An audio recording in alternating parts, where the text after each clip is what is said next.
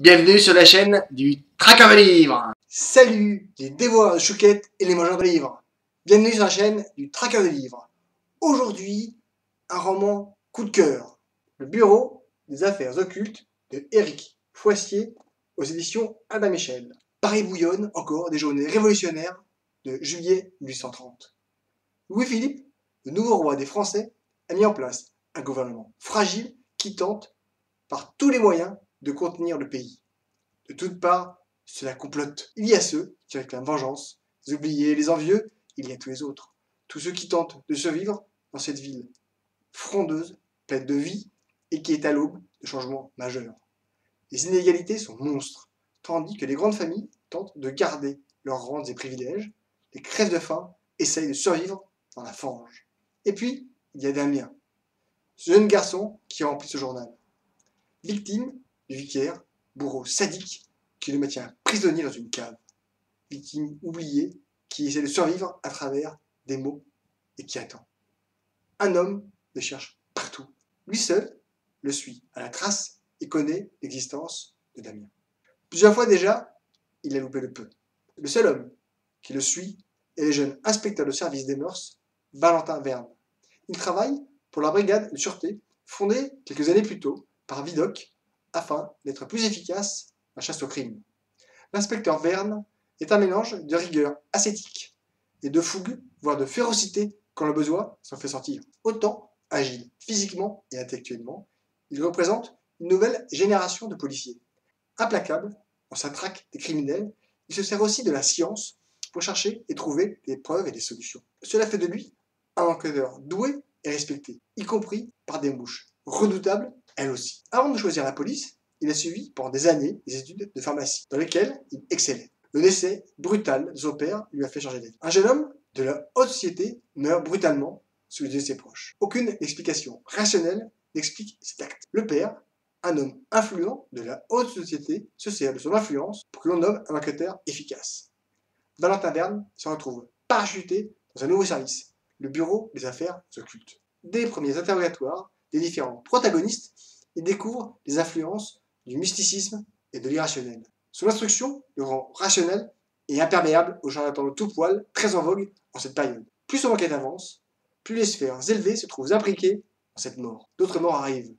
Et cet hôpital, semblable à une prison, et ces drôles de pratiques qui semblent influencer les plus hautes instances du pays. Valentin va devoir faire preuve de toute son habileté et de sa clairvoyance pour arriver à bout de cette enquête. Il y a aussi le vicaire, le monstre qui torture et tue, qui s'est juré d'arrêter. Les dangers viennent de partout. Quelqu'un veut s'en prendre à lui. Un vrai coup de cœur du traqueur. Je vous invite à découvrir ce roman. C'est un vrai roman original, plein d'intelligence, plein de justesse, et franchement, vous allez le dévorer. En tout cas, lisez, mangez des chouquettes, partagez, commentez, abonnez-vous. C'est gratis. Et maintenant, la vie du traqueur. Un gros coup de cœur du traqueur.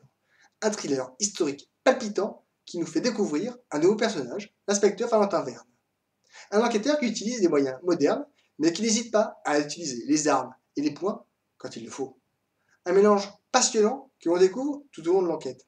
Cela fait déjà de nombreuses années que j'attendais une enquête pendant cette période et de retrouver ce personnage iconique de notre histoire de France, Vidocq. L'auteur arrive très bien à nous faire sentir ce Paris bouillonnant, virevoltant, mais dangereux, en nous entraînant dans les différentes couches de la société par son enquête ou ses balades dans la ville. On reconstitue une ambiance et une époque qui va entraîner des mouvements profonds dans notre société future. C'est un livre à dévorer, passionnant, plein de rebondissements. Franchement, c'est l'éclate totale. Lisez, mangez les chouquettes parce que c'est très bon, partagez, commentez, parlez autour de vous, abonnez-vous, c'est gratis. Et maintenant, l'instant bio. Éric Foissier est né le 6 octobre 1963 à Saint-Maur, chez moi, en Ile-de-France. Il est marié et a 3 enfants. Alors qu'il suit des études scientifiques, il est très attiré par la littérature. À 16 ans, il termine son premier roman, un polar, et le virus de l'écriture s'est greffé. Docteur en droit et en pharmacie, Éric Foissier est professeur d'université et membre de l'Académie nationale de pharmacie. Il a également siégé pendant près de 20 ans au sein du Conseil national de l'ordre des pharmaciens. En littérature, après plusieurs nouvelles publiées au sein de la revue et de collectifs, il fait paraître en 2005 son premier livre, un recueil de nouvelles intitulé entre genèse et chaos. En 2009, il publie ce premier roman, Mort thématique. Il décroche le prix Plume de glace au festival du roman policier de Serre Chevalier en 2011.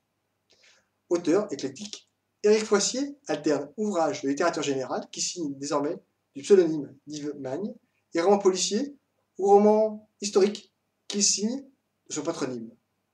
Ce roman, Le Bureau des Affaires Occultes, première enquête de l'inspecteur Valentin Verne, lui permet de remporter de nombreux prix littéraires.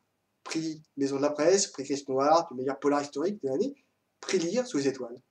Il est secrétaire du Grand Prix littéraire de l'Académie nationale de pharmacie et membre du jury du prix Védarias. Il est par ailleurs chevalier de la Légion d'honneur et officier des Palmes académiques.